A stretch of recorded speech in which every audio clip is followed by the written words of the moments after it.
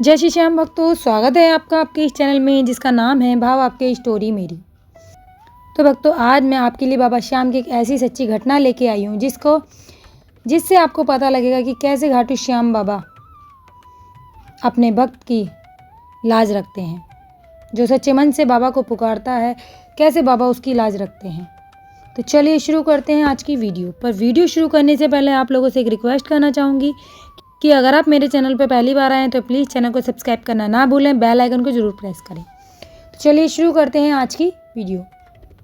ये कहानी है राजस्थान के सीकर ज़िले के एक छोटे से गांव रिंगस की, जहां एक साधारण सा किसान रहता था जिसका नाम था रामलाल। रामलाल एक बहुत ही साधारण इंसान था जिसके पास थोड़ी सी ज़मीन थी। मेहनत तो बहुत करता था, लेकिन साल दर साल अकाल और सूखे ने उसकी ज़मीन को बंजर बना दिया था। पत्नी सीता और 2 बच्चों के साथ उसका जीवन जैसे संघर्ष की एक लंबी गाथा बन गया था। गरीबी इतनी थी कि घर में कभी कभी 2 वक्त की रोटी भी पूरी नहीं हो पाती थी।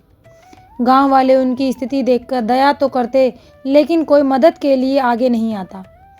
कई बार तो रामलाल सोचता कि अब जिंदगी कैसे कटेगी, मगर उनकी पत्नी सीता हमेशा उनसे कहती कि आप निराश मत हो, घाटू श्याम बाबा सब देख रहे हैं, जब उनकी कृपा होगी सब ठीक हो जाएगा।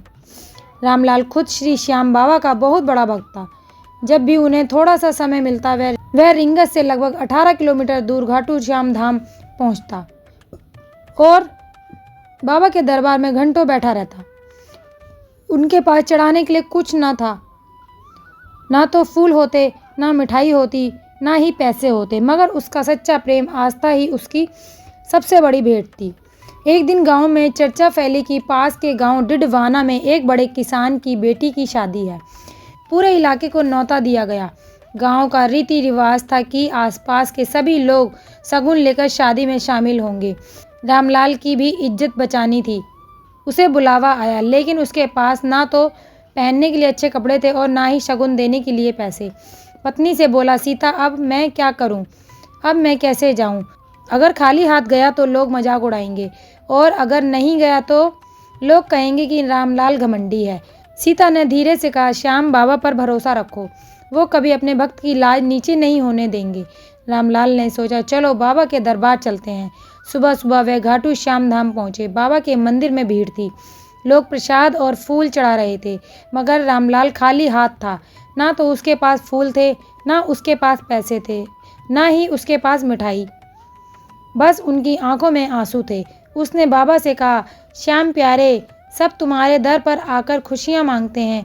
आज मैं अपने लिए नहीं आया, सिर्फ अपनी लाज बचाने की गुहार लेकर आया हूँ। कल गांव में शादी है, मेरे पास शगुन देने के लिए पैसे नहीं हैं। बाबा अपमानित नहीं होना चाहता, मेरी मदद करो। रामलाल यह बोलकर मंदिर के कोने में बैठ गया और रोने लगा। अचानक मंदिर के पुजारी ने उसे आवाज़ लगाई और कहा, भक्त, यह प्रसाद की थाली तुम्हारे लिए है। किसी ने चढ़ाई थी और कहा था कि सच्चे भक्त को यह थाली दे देना। रामलाल ने जब वह थाली उठाई तो चौंक गया। उसमें सिर्फ प्रसाद नहीं था, बल्कि एक छोटा सा कपड़े का बंडल था, और उसने धीरे से उसे खोला। देखा कि उसमें चमकदार कपड़े और साथ ही कुछ रुपए भी थे। उसकी आंखों से आंसू बहने लगे। वह समझ गया कि यह कोई और नहीं, खुद श्याम बाबा की कृपा है। अगले दिन रामलाल अच्छे कपड़े पहन शादी में पहुंचा। सब लोग हैरान थे कि रामलाल इतना सजा धजा कैसे आया। जब शगुन की बारी आई तो उसने वही रुपए चढ़ा दिए जो उसे बाबा के दरबार से मिला था।